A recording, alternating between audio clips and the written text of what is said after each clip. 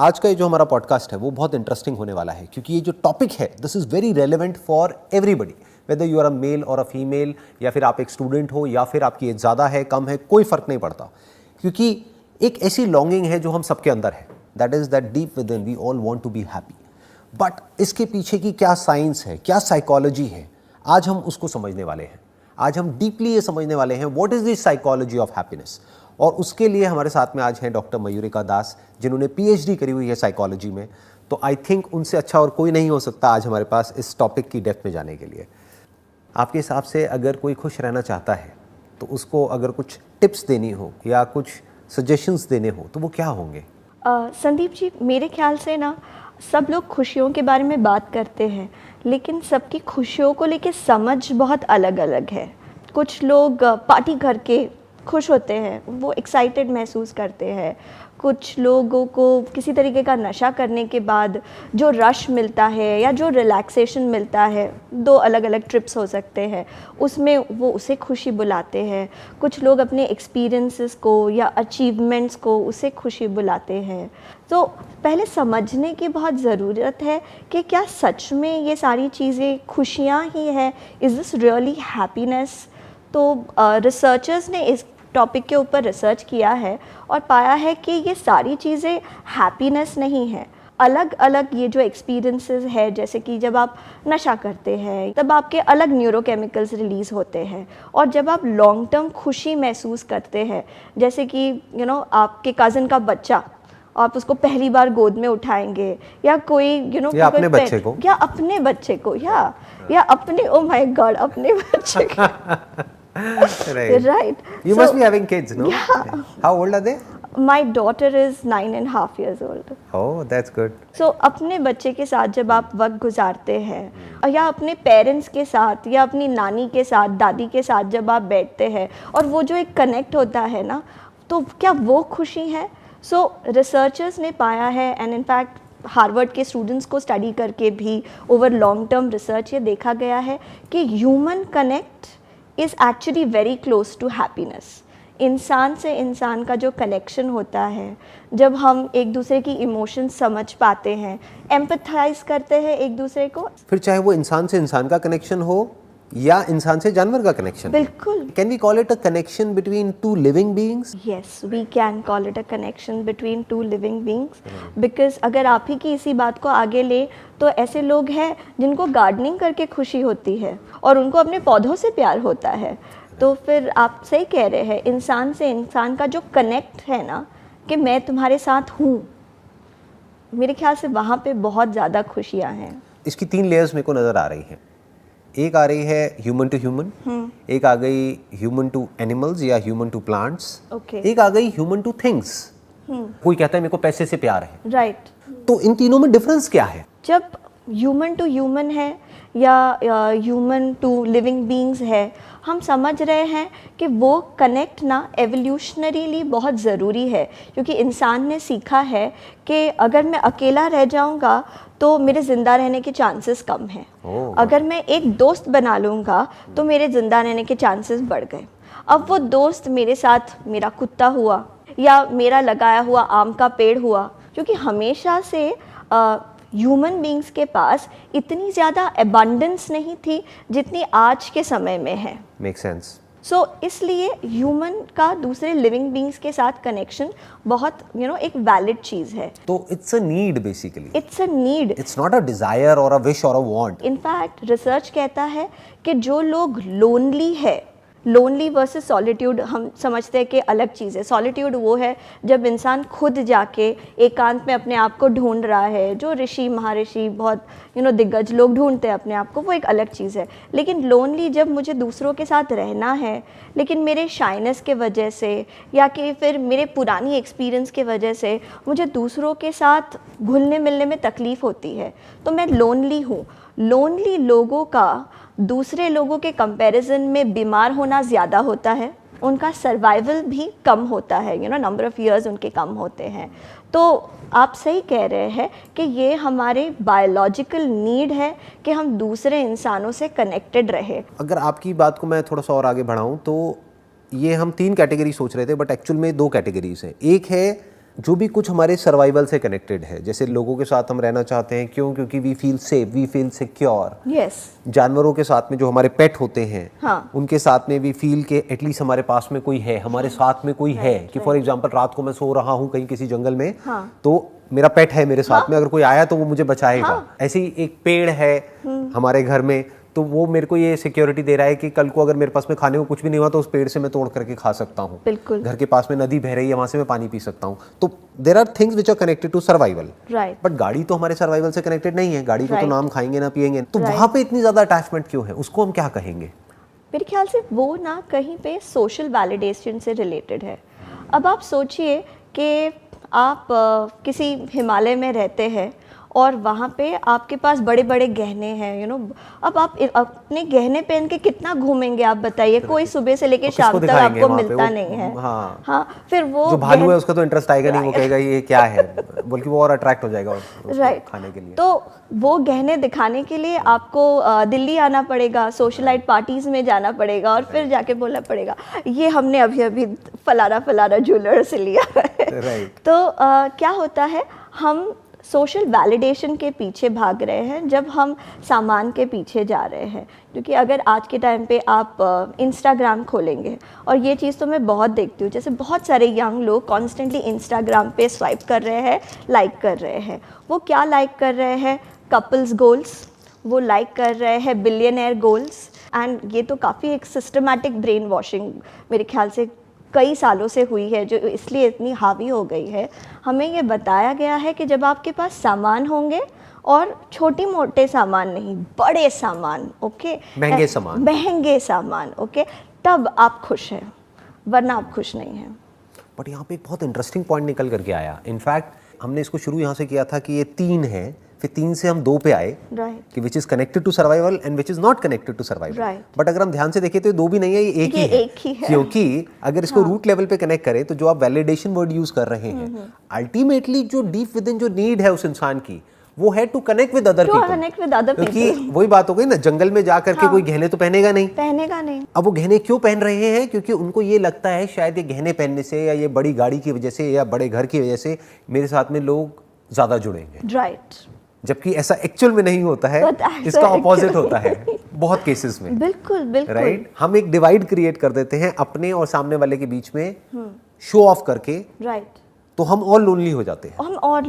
तो ये एक गलत अंडरस्टैंडिंग है बेसिकली। बिल्कुल। क्योंकि अगर कोई हमारे पैसे को देख करके हमारे साथ में जुड़ भी रहा है, तो उसको हमारे पैसे से प्यार है, हमसे एक्चुअल में प्यार नहीं है। बिल्कुल।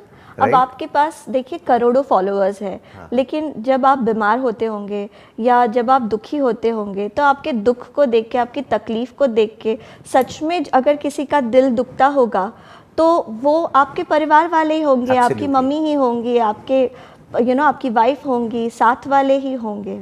जबकि आपको Sandeep I love you, Sandeep you are the best, you are most amazing, ये लोग जितने आसानी से आपकी तारीफ करते होंगे, उतने ही आसानी से एक छोटी सी बात पे आपसे नाराज भी हो जाएंगे। बट जो मेरे साथ में जुड़ रहा है या जुड़ रही है तब से, जब मेरे पास में कुछ भी नहीं था, हाँ, या उसको इससे फर्क भी नहीं पड़ता कि मेरे पास में क्या है क्या नहीं है। बिल्कुल। जैसे मेरी जो वाइफ है, हम तब से साथ में हैं जब मेरे पास में स्कूटर भी नहीं था, फिर उसके बाद मैंने स्कूटर खरीदा, तो स्कूटर पे हम साथ में। वो भी क्या मेमोरीज होंगी ना। एब्सोल्युटली। अब आप बताइए कि अब आप बड़े वीआईपी से मिलते होंगे, लेकिन उनमें से कितनी मेमोरीज आपको याद रहती है वर्सेस वो स्कूटर वाली मेमोरी आपके साथ रह गई। तो देखिए, कहीं पे इसका पैसों से कोई खास लेना देना नहीं है। आई थिंक इसके ऊपर एक टेड टॉक भी है, आपने शायद देखी होगी वो टेड टॉक, जिसमें एक हार्वर्ड के प्रोफेसर हैं जो बता रहे हैं एक स्टडी के बारे में जो इतने साल तक हुई थी। आई थिंक अराउंड पता नहीं 100 साल तक हुई थी या 50 साल तक, वर्ल्ड की सबसे बड़ी स्टडी हैप्पीनेस के ऊपर। राइट। जिसमें पूरा ट्रैक किया गया कि लाइफ में किसी ने कुछ किया, किसी ने कुछ किया, किसी ने कुछ किया, कोई बहुत सक्सेसफुल हो गया, कोई तो कम प्रेसिडेंट हुआ, ही बन गया, कोई है जो प्रेसिडेंट बन गया, कोई है जो बहुत बड़ा एंटरप्रेन्योर बन गया, बिलियनर बन गया, कोई है जो इतना सक्सेसफुल नहीं हो पाया। लेकिन एंड में एक चीज निकल करके आई थी उस स्टडी में से, उन्होंने एक तरीके से एक लाइन में उसको पूरा सम अप कर दिया था कि जिसकी रिलेशनशिप अच्छी थी वो खुश था, जिसकी नहीं थी वो खुश नहीं था। Am I right? ऐसे ही कुछ था ना उसमें से जो निकला था उस स्टडी में से। तो कह सकते हैं कि जो हैप्पीनेस है उसका जो पहला पिलर है, अगर हम पिलर्स की ही बात करें, तो सबसे इंपॉर्टेंट और जो पहला पिलर है दैट इज अ कनेक्शन। तो व्हाट इज सेकंड, और क्या हो सकता है? हम जब अपने आप को ये मैसेज देने लगते हैं कि मैं खुश हूँ, तो धीरे धीरे हम उसके एविडेंस ढूंढने लगते हैं अपने लाइफ में। ठीक इसके विपरीत जब हम अपने आप को ये मैसेज देते हैं कि मैं दुखी हूँ, या मैं बहुत गुस्सा हूँ, या मैं इरिटेटेड हूँ लाइफ में, तो हम उसी चीज़ों की एविडेंस ढूंढते रहते हैं हमारी लाइफ में कि क्या कम है हमारे पास। जो आप कह रहे हैं ना कि जैसे हम अपने आप को बोलते हैं कि मैं खुश हूँ, जो अपने आप में एक बहुत ही डिफरेंट अप्रोच है लाइफ की तरफ। क्योंकि ज़्यादातर इंडिया में क्या होता है, जब कोई किसी से पूछता है हाँ भाई क्या हाल चाल, तो ज़्यादातर लोग क्या बोलते हैं, कट रही है। तो ये एक टिपिकल डायलॉग है, आपने सुना होगा, है ना, चल रहा है, हाँ, बस कट ठीक रही है, जिंदगी ठीक ठाक चल रही है। कहीं पे ना डर लगता है कि अगर हम बोल देंगे कि हम खुश हैं, नजर नहीं लग जाए नजर ना दूसरों लग की। जाए, राइट। खुश होने में भी डरते हैं। तो सोचिए कितना कॉम्प्लिकेटेड सिचुएशन है कि जहाँ अंदर से इच्छा है खुश होने की, लेकिन खुश होने से डर लगता है। तो फिर हम सोचते हैं अभी खुश होने से पहले ना मैं इंश्योर कर लूँ कि ये खुशी कभी नहीं जाएगी। तो इंश्योर करने के लिए क्या करना है, बिलियनर गोल्स लेने हैं। जब मैं करोड़पति बन जाऊंगा तब मैं खुश होऊंगा, या फिर जब मेरी किसी करोड़पति से शादी हो जाएगी या करोड़पति की बेटी से, तो तब जाके हम खुश होंगे। सो हम इंश्योर करने की कोशिश कर रहे हैं ये कि परमानेंट खुशी हो जाए जाए, कि नहीं। खुशी जाए ना। मतलब बेसिकली हर कोई डीप विद इन एक ऐसी स्टेट को ढूंढ रहा है through some kind of an achievement, Right. या through some kind of a status, Right. और मनी और पावर या पोजीशन या कुछ भी, कि कोई एक ऐसी कोई चीज़ हमको मिल जाए हमारे पास में जो कि कोई हमसे ले ना सके, कोई छीन ना सके, और वो परमानेंट हो जाए। और वो जबकि permanent ऐसा हो एक्चुअल में होता नहीं है। नहीं। क्योंकि अगर हमको खुशी को एक्चुअल में परमानेंट करना है तो हमको आज से शुरू करना होगा, Right. आने वाले कल में नहीं। क्योंकि अगर हम आज खुश नहीं हो पाए तो ये आज तो कभी जाने वाला है नहीं। Right. 10 साल बाद, 20 साल बाद भी आज ही होगा। हाँ, आप ज़रूर मिले भी होंगे ऐसे लोगों से जो कहते हैं आज मैं बहुत हंसी हूँ ना, अभी मुझे रोना पड़ेगा। Right, I know. और ये कहीं ना कहीं इंडिया में मैंने देखा है कि बचपन से ये डायलॉग हम सबने सुने हैं। हाँ। मतलब मैंने भी अपने घर में बहुत सुना है कि ज्यादा खुश मत हो। हाँ।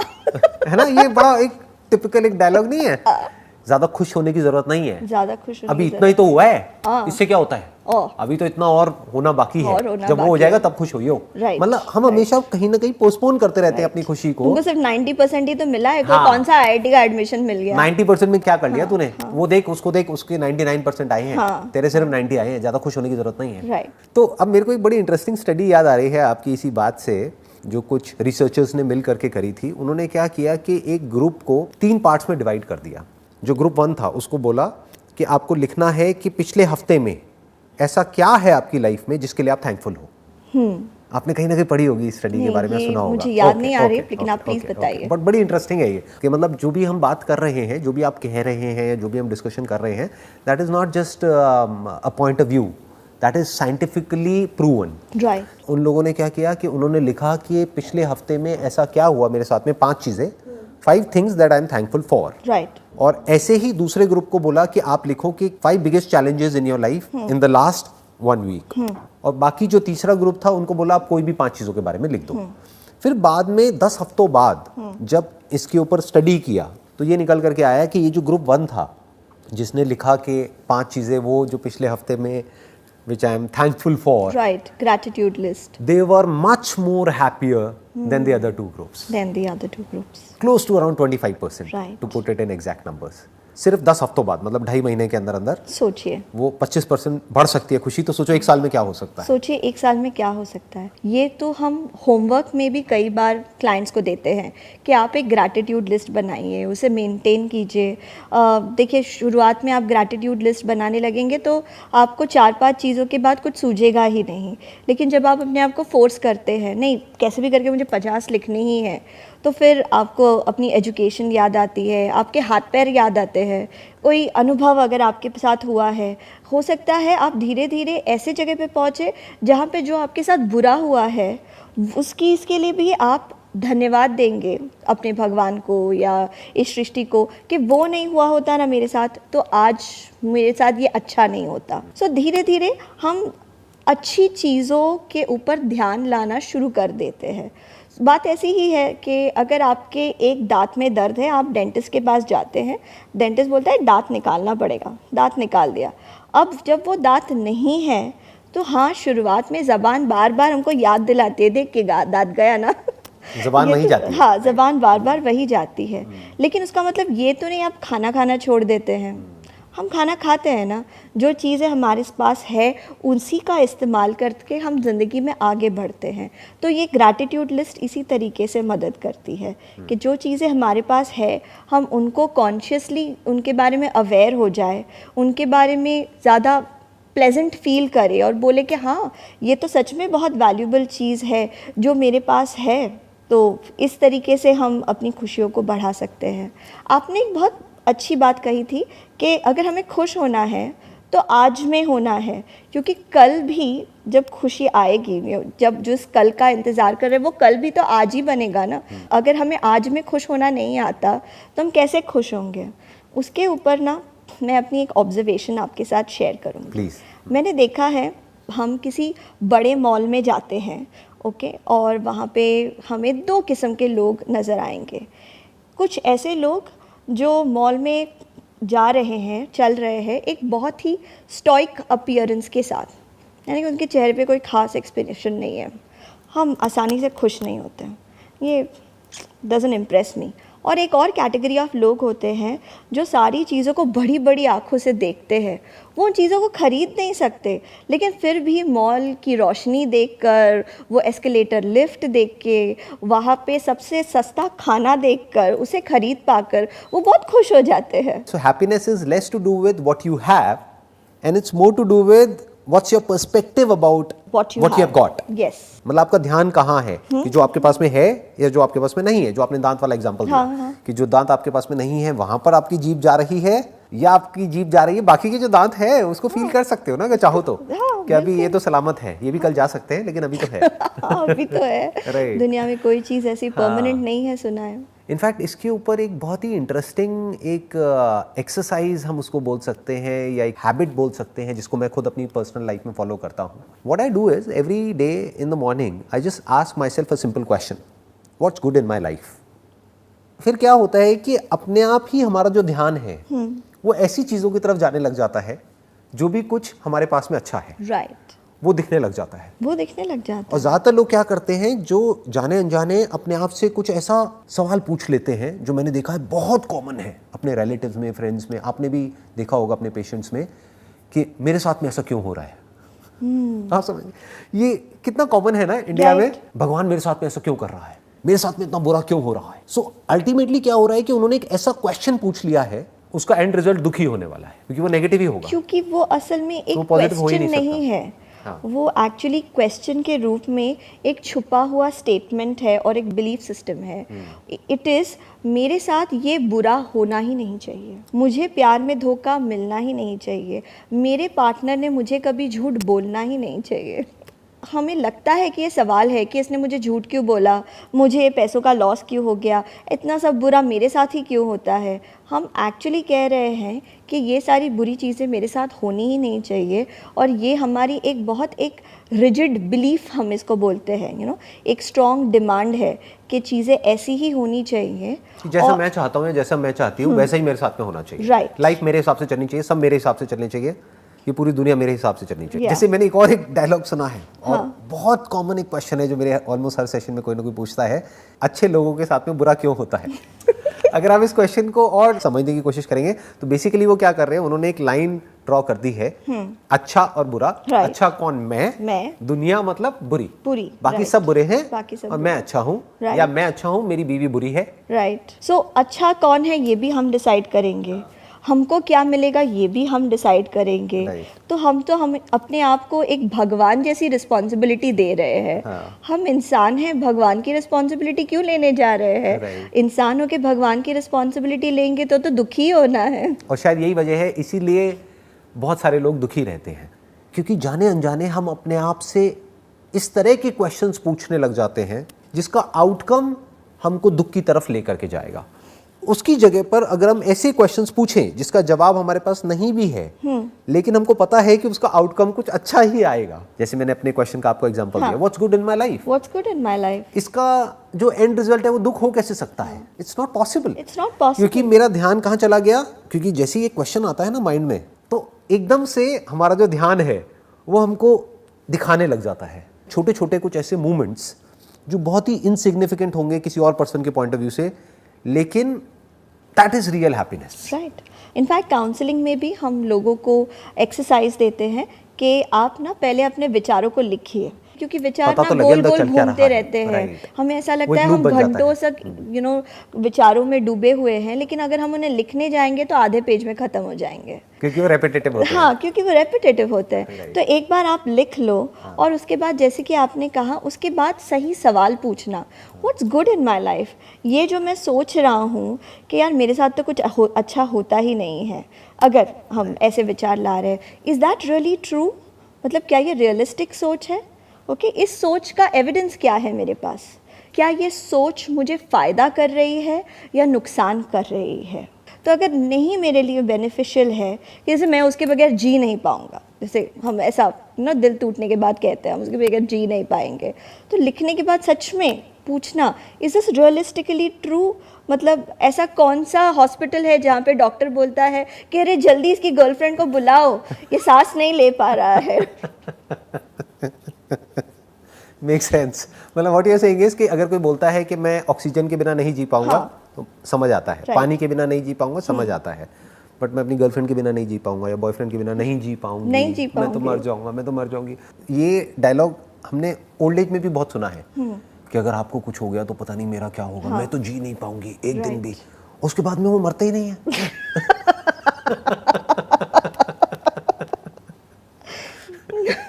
10 साल हो गए, 20 साल हो गए, घर वाले वेट कर रहे हैं और उन्होंने पेपर सारे रेडी कर रखे हैं कि अब साइन होगा। अब इनके बेचारे का वो मरता ही नहीं है। 20 साल, 30 साल, 40 साल चलते ही रहते हैं। कि मतलब एक दोनों में से, कपल में से एक चला गया मान लो 60 साल की एज में, दूसरा अपना 90 हो गई, फिट है, बढ़िया चल रही है। लेकिन जो इंसान पहले से कहता था कि भाई मैं अपने इन पार्टनर के बगैर मैं जी नहीं पाऊंगा, जी नहीं पाऊंगी, ओके, और पार्टनर के चले जाने के बाद वो फिजिकली नहीं मर रहे हैं, लेकिन मेंटली उन्होंने जीना छोड़ दिया है। किसी चीज़ में खुश नहीं होते, किसी और को खुश करने का मौका नहीं देते। लाइक यू नो, आपके भाई बहन आपको बोलते कि चलो हम बाहर चलते हैं, नहीं नहीं नहीं, मुझे नहीं करना, मुझे नहीं चलना। तो हमने अपने आप को जो सजेशन दिया है कि भाई मुझे नहीं यू नो मुझे खुश नहीं होना चाहिए, क्योंकि मैं पूरी जिंदगी ये कहता आया हूँ कि मैं उसके बिना नहीं जी सकता, तो now I have to prove it. Yes. Now it's time to prove it. Now it's time to prove that. और ऐसा करके वो अपने साथ के दूसरे परिवार लोगों का जीना मुश्किल कर सकते हैं। मतलब पहले वो कह रहे थे हम नहीं जी पाएंगे, अब वो दूसरों का जीना मुश्किल कर रहे हैं। तो इट्स बेटर कि अपने आप को ऐसे झूठ मत बोलो, जो बोलो रियलिटी के बेस पे सच बोलो। सो तकलीफ होगी लेकिन हम सह सकते हैं। क्या होता है, हम अपने आप को कह देते हैं कि हम ये तकलीफ नहीं सह पाएंगे, ओके, ये हमने पहले एक सजेशन दे दिया, हम ये तकलीफ नहीं सह पाएंगे। तो फिर उसको अगर नहीं सहना है तो हमें बोलना पड़ेगा कि अब ये तकलीफ होनी ही नहीं चाहिए किसी भी हालत में। मैं अगर किसी से प्यार करता हूँ तो वो इंसान मरना ही नहीं चाहिए, या उसने मुझे छोड़ना ही नहीं या चाहिए, उसने मुझे छोड़ना ही नहीं चाहिए, बिल्कुल। और मुझे ये तकलीफ नहीं होनी चाहिए, इसलिए मैं एड़ी चोटी का जोर लगा देता हूँ to control the world around me.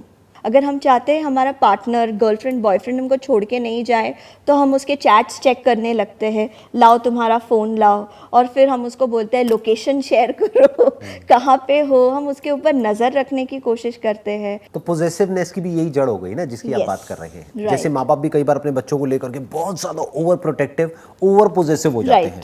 अगर तुमने मेरा नाम रोशन नहीं किया तो मेरी तो ज़िंदगी खराब। जबकि एक्चुअली उनका नाम नहीं है। नहीं है। क्योंकि अगर होता तो रोशन करने की जरूरत क्या थी? अपने बेटे पे क्यों वो बर्डन डालते? सोचने वाली बात है कि हाँ। तो ये पॉइंट बहुत इंटरेस्टिंग है जो अभी आपने बोला कि होता क्या है कि हम अपने आप को ही इस तरीके से झूठ बोलते रहते हैं, उस झूठ को कभी भी क्वेश्चन नहीं करते हैं बेस्ड अपॉन रियलिटी। तो होता क्या है कि एक ऐसा पॉइंट आ जाता है कि जब हम बोलने लग जाते हैं कि ऐसा होना ही नहीं चाहिए, अब फिर उसके बाद में नेक्स्ट स्टेज आती है जब हम बोलते हैं कि अगर ये नहीं हुआ तो जीने में ही कुछ नहीं पड़ा है, हाँ, हम सह इससे नहीं बेटर तो मरना है, सकेंगे। हम सह ही नहीं पाएंगे। Right. और फिर एक्चुअल में ऐसा होता है कि वो नहीं सह पाते। राइट। अब वो हुआ किस वजह से? क्योंकि कुछ साल पहले उन्होंने अपने आप को एक झूठ बोल दिया था। यहाँ पे एक और कंपोनेंट है जो मेरे ख्याल से टच अपॉन करना चाहिए। मुझे लगता है कि लोग ना ये तो कहते ही है मैं सह नहीं सकूंगा, वो ये भी कहते हैं मैं माफ नहीं कर सकूंगा, या तो खुद को या सामने वाले को। तो यहाँ से पैदा होती है रिग्रेट या anger, frustration, hopelessness, revenge. Revenge. फिर उसके बाद इंटरनेट पे जाना, सामने वाले इंसान के बारे में गलत सलत लिख या उसकी देना, शादी में जाकर के सीन क्रिएट करना। या मूवीज में देखा है हमने। मूवीज एक बहुत बड़ी फसाद की जड़ है। हाँ। क्योंकि मूवीज हमको स्क्रिप्ट्स देती है, जिन स्क्रिप्ट्स को हमको फॉलो करना होता है। स्क्रिप्ट्स जैसे कि उसकी इज्जत लुट गई इसलिए उसने आत्महत्या कर ली, या फिर उसकी गर्लफ्रेंड ने उसको छोड़ दिया और वो पागल हो गया। राइट। और फिर अगर लड़की ने या फिर जो भी मैं जिससे प्यार करता हूँ उसने अगर मेरे प्यार को एक्सेप्ट नहीं किया तो मैंने खून से चिट्ठी लिख के भेजी, यार ब्लड डोनेट कर देते, किसी के दुआएं काम मिल आ जाता। जाती। राइट। खून से चिट्ठी, ऐसा होता है अभी भी होता है unfortunately। अच्छा, आपको पता होगा। हाँ। Yes। तो बेसिकली क्या है कि जिस तरह के क्वेश्चंस हम अपने आप से पूछते हैं या जिस तरह की बातें हम अपने आप को बोलते हैं या जो भी हम मानते हैं, हमारा पूरा जो फिजियोलॉजिकल सिस्टम है या जो बायोलॉजिकल सिस्टम है, जो साइकोलॉजिकल सिस्टम है, जो भी हमारी ब्रेन है, वो उसको सर्च करने में लग जाती है। या ये कह लो अगर हमने कोई क्वेश्चन पूछा तो वो उसका आंसर ढूंढने में लग जाती है हमारी ब्रेन। अगर हमने अपने आप को कुछ ऐसा मान लिया है तो हमारी ब्रेन उसको सर्च करने में लग जाएगी, उसके फिजिकल लेवल पे भी मैनिफेस्टेशंस होने लग जाएंगे। फिर जितने वो मैनिफेस्टेशंस होंगे साइकोलॉजिकली हम अपने आप को बोलेंगे देखो वही हो रहा है जो मेरे को लगता है, तो वो और रीइंफोर्स हो जाएगा। जितना वो रीइंफोर्स होगा फिजिकल मैनिफेस्टेशंस और स्ट्रांग होते चले जाएंगे। तो बेसिकली एक लूप बन जाएगा, जिस लूप से बाहर निकलना एक पर्सन के लिए मुश्किल होता चला जाएगा जैसे जैसे टाइम निकलेगा। तो इससे बेटर क्या है कि अपने जो भी उल्टे सीधे बिलीव्स हैं उसके ऊपर क्वेश्चन मार्क लगाओ। It must be based upon reality. फालतू की बातें नहीं बोलनी है, ना खुद को ना किसी और को।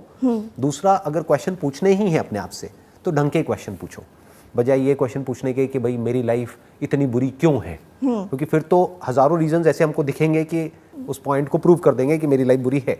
उससे अच्छा ये है कि अपने आप से ऐसे क्वेश्चंस पूछो कि मेरी लाइफ अच्छी क्यों है। मेरी लाइफ अच्छी क्यों है, या लाइफ अच्छी क्यों है, मेरी भी हटा देते हैं बीच में से। लाइफ इतनी सुंदर लाइफ क्यों इतनी है? अच्छी क्यों है, राइट। तो आपको धीरे धीरे उसके एविडेंसेस मिलने लगेंगे। आप एक ऐसा कर सकते हैं कि अपने आप को सजेशंस दीजिए। जैसे पहला तो आपने जैसे कहा कि खुद को सजेशंस देना कि मेरी लाइफ अच्छी है। दूसरा मैं कहूँगी बहुत ज़्यादा हम डिमांडिंग नहीं बने, थोड़े प्रेफरेंशियल बने। प्रेफरेंशियल का मतलब है कि यार मुझे BMW चाहिए, मिलेगी तो अच्छा है, नहीं मिलेगी तो मारुति से काम चला लेंगे। Good point. लेकिन ऐसा नहीं कि हम हमारे खुश होने को पोस्टपोन कर देंगे या फिर या हम उसके साथ जोड़ देंगे। ऐसा नहीं कि हम टॉलरेट करना बंद कर देंगे। सो प्रेफरेंस होता है कि अगर मेरी इच्छा है जो वैलिड है, अगर वो मिले तो अच्छा है, नहीं मिले तब भी मैं इसे सहन कर सकता हूँ।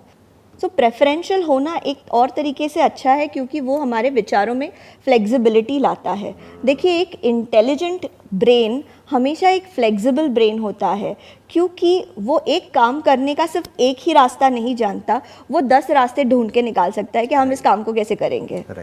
तो इंस्टेड ऑफ बीइंग रिजिड, अगर हम फ्लेक्सिबल और प्रेफरेंशियल बनेंगे वो हमारे काम आएगा।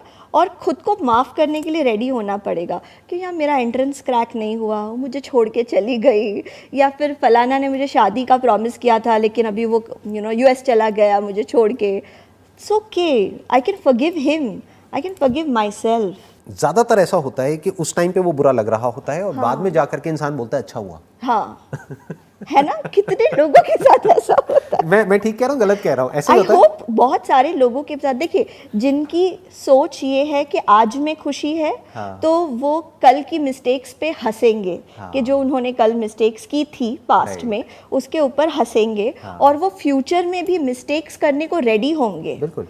एंड क्योंकि वो मिस्टेक्स करने को रेडी है इसलिए वो ज़्यादा चीज़ें ट्राई करेंगे और ज़्यादा सक्सेसफुल होंगे और ज़्यादा ग्रो करेंगे। तो अभी तक हमने 2 पिलर्स को कवर कर लिया है। First was connection, a genuine heart to heart connection. Right. दूसरा हमारा पॉइंट हो जाता है ग्रैटिट्यूड, एंड एक्सेप्टेंस। ग्रैटिट्यूड जिसमें हमने सिर्फ ग्रैटिट्यूड को ही नहीं कवर किया, हमने हाँ, एक्सेप्टेंस को भी कवर कर लिया। एक्सेप्टेंस ऑफ व्हाट इज, कि जो भी कुछ अच्छा है हमारी लाइफ में, किसी तरह से ऐसे हम क्वेश्चंस पूछें या इस तरह की अफर्मेशंस दें कि हमारा ध्यान उसकी तरफ चला जाए। अब अगर इस सेशन को कंक्लूड करना हो और अगर कोई तीसरा पिलर की अगर हमको बात करनी हो तो वो क्या होगा? संदीप जी, मुझे लगता है कि कहीं पे हम खुश हैं, हमें जो मिल रहा है हम उन सारी चीज़ों को अप्रिशिएट कर रहे हैं, हम अपनी गलतियों के लिए खुद को, दूसरों को फॉरगिव कर रहे हैं, एक्सेप्टेंस दिखा रहे हैं, ये सब सही है। लेकिन फिर उसके बाद भी ना इंसान में एक चाह होती है, एक यर्निंग होती है फॉर ग्रोथ। अब ये ग्रोथ कई लोग सोचते हैं फाइनेंशियल ग्रोथ ही होना चाहिए, मोस्ट लोग उसको वैसे ही इंटरप्रेट करेंगे, लेकिन मुझे लगता है कहीं पे मीनिंगफुल ग्रोथ होने की ज़रूरत है। आपने दो वर्ड्स यहाँ पर यूज करे, एक मीनिंगफुल और एक ग्रोथ। तो पहले तो इसको समझते हैं कि मीनिंगफुल क्या है और मीनिंगलेस क्या है, फिर इसको समझेंगे कि ग्रोथ क्या है।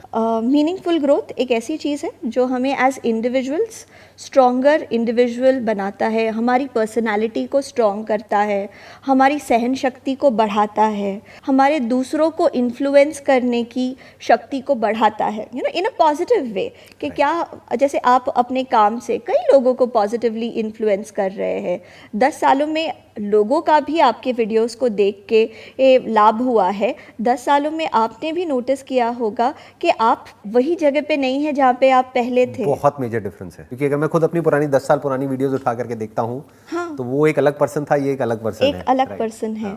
आप यहाँ पे आए, लेकिन आपने कंट्रीब्यूट क्या किया अपने सोसाइटी को, इस दुनिया को, ओके, आपने किस तरीके की जर्नी की, ये सारा चीज़ बताता है कि क्या आपकी ग्रोथ मीनिंगफुल रही कि नहीं। एक ऐसी ग्रोथ जिससे आपका फ़ायदा हो रहा है, लेकिन साथ ही साथ दूसरों का भी फ़ायदा होता है और आप इसमें एक खुशी ढूंढ पाते हैं।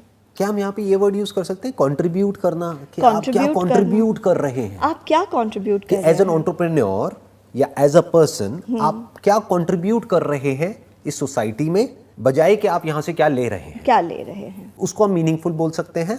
और ये जो ग्रोथ वर्ड आप यूज कर रहे हैं, what do we mean by growth? क्योंकि ग्रोथ सुनते ही सबसे पहले माइंड में क्या आता है कि आज फॉर एग्जांपल मैं एक एंटरप्रेन्योर हूं, तो ग्रोथ सुनते ही माइंड में लोगों के क्या आएगा, जो टिपिकल जो एंटरप्रेन्योर्स हैं, राइट, डॉलर्स, अब तो बिटकॉइन आ गया। तो दिमाग में क्या आएगा कि पहले मेरे अकाउंट में x पैसा था, अब 2x हो गया, पहले हमारी रेवेन्यू x थी, अब 2x हो गई, अब 5x हो गई, अब हमारे 2 साल बाद का टारगेट ये है, 5 साल बाद का ये है। इसी को लोग ग्रोथ समझते हैं। तो इज इट मीनिंगफुल ग्रोथ और मीनिंगलेस ग्रोथ? जैसे कि मैं आपको एक उदाहरण देती हूँ कि आप ही की तरह मैं भी वीडियोस बनाने की कोशिश करती हूँ। मेरा एक अपना यूट्यूब चैनल है जहाँ पे मैं कुछ ऐसे टॉपिक्स पे डिस्कशन करने की कोशिश करती हूँ जिन पे साधारणतः डिस्कशन सिर्फ क्लिनिक के बंद दरवाज़ों में ही होता है। तो किस नाम से आपका चैनल? योर सर्वाइवल मॉडल मेरे चैनल का नाम है। इस पे मैं सोल्यूशंस को डिस्कस करने की कोशिश करती हूँ। तो अभी अगर मैं आपसे कहूँ कि मैं 2000 सब्सक्राइबर पे हूँ और आप 2 करोड़ सब्सक्राइबर के पास है, ओके। अब अगर मैं अपने दिमाग में ये सोचती रहूं कि यार कब अपने को वो डायमंड बटन मिलेगा, कब, ये मीनिंगफुल ग्रोथ नहीं है। मीनिंगफुल ग्रोथ होगा कि जब मैं अपने हर वीडियो पे एक रियल सोल्यूशन देने की कोशिश करूं उस व्यक्ति को जो अपने वैल्यूबल 5 मिनट या 10 मिनट मुझे दे रहा है। मैं हर वीडियो के साथ अपने कंटेंट को अगर उभारूं तो वो मीनिंगफुल ग्रोथ होगा। तो आप कह रहे हैं कि बेसिकली ग्रोथ का मतलब ये है कि हमारी जो स्किल है वो कितनी इंप्रूव हो रही है, नॉट कि एक्सटर्नली हम कितना ग्रो कर रहे हैं। राइट। जैसे आपने अगर अपना ही एग्जांपल दिया, हाँ, तो आपके लिए ग्रोथ का मतलब ये नहीं कि अब मेरे इतने सब्सक्राइबर्स हैं तो अब इतने हो जाएं, हाँ, राइट, या इतने व्यूज हो जाएं। Right. For you growth means कि चाहे कम लोग देखें, हाँ, लेकिन उनको फायदा हो, बिल्कुल, उनकी लाइफ इंप्रूव हो, चाहे 100 की हो, लेकिन एक्चुअल में इंप्रूव होनी चाहिए। वो तभी हो सकती है जब आपकी वो स्किल होगी। तो जब आपकी स्किल जैसे जैसे बढ़ती रहेगी तो लोगों को भी और फायदा होता चला जाएगा। कोई भी स्किल हो किसी भी तरह की जिसको हमको मास्टर करना है, it takes hours and hours of practice. सिर्फ प्रैक्टिस ही नहीं, आपने प्रैक्टिस तो एक बहुत बढ़िया चीज़ कही कि वो प्राइमरी चीज़ है। अगर आप किसी भी चीज़ में अच्छा होना चाहते हैं तो आपको प्रैक्टिस लगेगी। लेकिन आपको साथ ही साथ constructive criticism of an expert भी लगेगी। और हमें कंस्ट्रक्टिव क्रिटिसिज्म बिल्कुल नहीं अच्छी लगती। Right. जो ना टीचर ने हमारा 1 मार्क काट दिया, हम लड़ने झगड़ने पहुंच जाते हैं कि आपने क्यों मेरा 1 मार्क काट दिया। तो हम ज़रा भी क्रिटिसिज्म नहीं ले पाते, तो फिर हमारा मीनिंगफुल ग्रोथ कैसे हो पाएगा। कंस्ट्रक्टिव क्रिटिसिज्म का लिंक किससे है? अगर हम इमोशनल होकर के उसको सुनेंगे तो हमको गुस्सा आएगा, बट अगर थोड़ा इंटेलिजेंस के साथ में सुनेंगे तब भी थोड़ा सा बुरा तो लगेगा। हाँ, बुरा तो क्रिटिसिज्म लगेगा। सभी को बुरा लगता है, राइट। बट वो हमारी ग्रोथ के लिए अच्छा है। Right. तो वो जो टेम्पररी हमको प्रॉब्लम हुई, यानी कि बुरा फील हुआ, उसी से होकर के हमको गुजरना पड़ेगा यस। अगर हम एक्चुअल में मीनिंगफुल ग्रोथ के रास्ते पे चलना चाहते हैं। राइट। तो जिंदगी को अगर कोई एक्सप्लोर करे, अलग अलग जितने भी जिंदगी के डायमेंशंस हैं, राइट। जिसमें से कुछ हमने आज टच करे हैं Right. इस पॉडकास्ट में, राइट। इस तरह से अगर कोई जिंदगी को एक्सप्लोर करे हर एक डायमेंशन के पॉइंट ऑफ व्यू से, तो जिंदगी बहुत बड़ी है, बहुत अच्छी है और खुश होना बहुत आसान है। अच्छा। जैसे आप कहते हैं आसान है। On this note, let's end this podcast. Thank you so much. Most welcome and it was a pleasure talking to you. मुझे The बहुत कुछ pleasure सीखने को was मिला all आपसे mine. आज यहाँ पर। सीरियसली मुझे बहुत कुछ सीखने को मिला आपसे। ये तो मेरे लिए बहुत बड़ी बात हो जाएगी, मेरे ख्याल से मेरे जीवन के सबसे हाई पॉइंट्स में से एक होगा। Thank you so much. Thank you so much for most having me welcome जी। ओवर।